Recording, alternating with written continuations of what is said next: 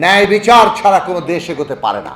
অন্যায় যদি আমাদের মধ্যে হয়ে থাকে, তার ন্যায় বিচার প্রতিষ্ঠা হবে, সেই রকম বাংলাদেশ মানুষ চায়। ক্ষমতার অপব্যবহারকালী 15 বছরে হয়েছে তা নয়, তার আগেও হয়েছে, সেটা স্বীকার করতে হবে। একটা দেশের অর্থনীতির অর্ধেক ফোকলা করে দিয়েছে। এই ব্যবস্থার পক্ষে যারা কাজ করেছে তারা সবাই বদলে গেছে, বদলে যায়নি, তারা এখনো আছে। এইটাই তো বাংলাদেশের ইতিহাস আমরা দেখেছি। এখন আমাদের যাত্রাটা কি সেটাও স্পষ্ট করা দরকার। বারে বারেই আন্দোলনের মধ্য দিয়ে এসছে, মানুষের জন আকাঙ্ক্ষা প্রকাশিত হয়েছে, কিন্তু বারবার সেই কথাটি আমাদের স্মরণে রাখা দরকার, সামনে আনা দরকার। যখন একটা শত্রুর বিরুদ্ধে লড়াই করি, একটা অপশক্তির বিরুদ্ধে লড়াই করি, তখন আমাদের মধ্যেও নানাভাবে আমরা যখন নতুন যাত্রা করতে চাই, এই অপশক্তির ছায়া ভর করতে থাকে। অনেকটা সক্ষম হয়েছিল।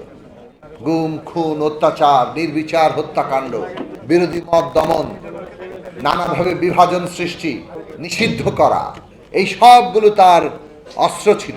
লুটপাট করা অভূতপূর্বভাবে একটা দেশের অর্থনীতির অর্ধেক ফোকলা করে দিয়েছে। এই যে শ্বেতপত্র কমিটি, তারা বলল $238 বিলিয়ন বাংলাদেশে লুট করে পাচার করে দেওয়া হয়েছে। অর্থনীতির আকারই কিন্তু $500 বিলিয়ন কাছাকাছি।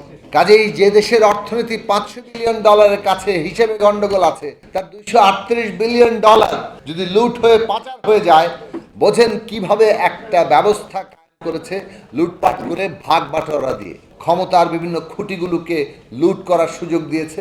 সেই লুটের ভাগ নিয়ে 15 বছর ধরে গুম করে, খুন করে, ভয় দেখিয়ে, বিভাজন সৃষ্টি করে এবং নিষিদ্ধের আওয়াজ তুলে এখন আমরা যখন নতুন যাত্রা করতে চাইছি, আমরা তো এই শক্তিটার বিরুদ্ধে লড়াই করেছি।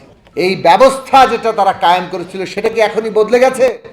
বদলে যায়নি। এই ব্যবস্থার পক্ষে যারা কাজ করেছে তারা সবাই বদলে গেছে, বদলে যায়নি, তারা এখনো আছে। বাংলাদেশের রাষ্ট্র ব্যবস্থার, এমনকি সমাজের বিভিন্ন স্তরে, কেন্দ্রীয় জায়গাগুলোতেও তাদের অবস্থান আছে। এইটা যেমন একদিকে সত্য, আরেক দিকে সত্য হচ্ছে এই ব্যবস্থাটা, এই লোকগুলো সমেত, এই যারা আন্দোলনকারী, তারা যে লক্ষ্যে যেতে চায়, সেই লক্ষ্যে পৌঁছানোর ক্ষেত্রে নানা বাধা সৃষ্টি করবে।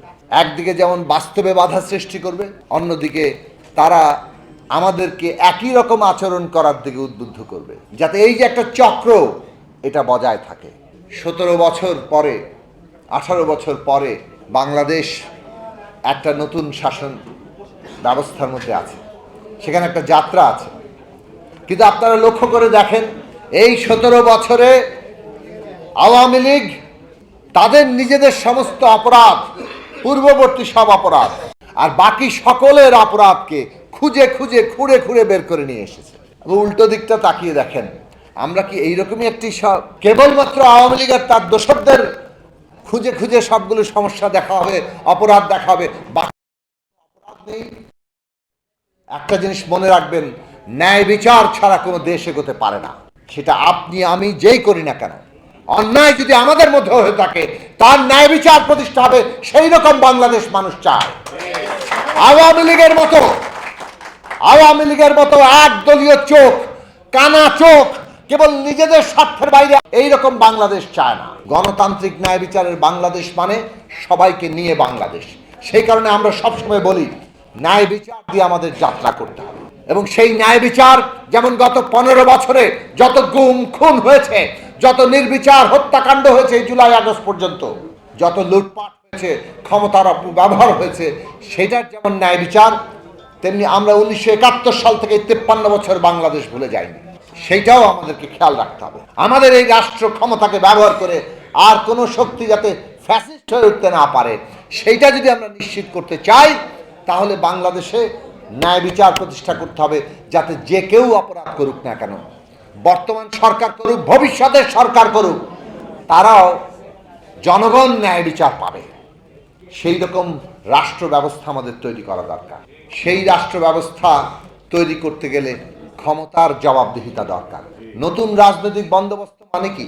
ক্ষমতা কিভাবে চলবে, রাজনীতি কিভাবে চলবে, তার একটা আমাদের এখানে ক্ষমতা ব্যবস্থার যে নিয়ম, যেই ক্ষমতায় যাও ক্ষমতা তার মালিক বনে যায়, তারা জমিদারের চাইতেও অনেক বেশি ক্ষমতা সম্পন্ন হয়ে সবাইকে তার দাসে পরিণত করে। এইটাই তো বাংলাদেশের ইতিহাস আমরা দেখেছি। ক্ষমতার অপব্যবহারকালী 15 বছরে হয়েছে তা নয়, তার আগেও হয়েছে, সেটা স্বীকার করতে হবে। এবং সত্যি যদি আপনি নতুন জায়গায় যেতে চান।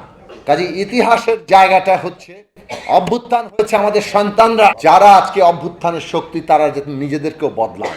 সুতরাং আমরা মনে করি ক্ষমতার যদি নতুন নিয়ম প্রতিষ্ঠা করতে হয়, রাজনীতির যদি নতুন নিয়ম প্রতিষ্ঠা করতে হয়, তাহলে ইতিমধ্যে প্রতিষ্ঠিত যে রাজনৈতিক দলগুলো তারা নিজেদের কতটা বদলাবেন সেইটা বাংলাদেশের গুরুত্বপূর্ণ প্রশ্ন। এবং বাংলাদেশের নতুন গণতান্ত্রিক শক্তি কতটা দাঁড়াবে সেটাও বাংলাদেশের গুরুত্বপূর্ণ প্রশ্ন। এই প্রশ্নগুলোর মধ্য দিয়ে আমরা আগামী দিনে প্রবেশ করতে পারি।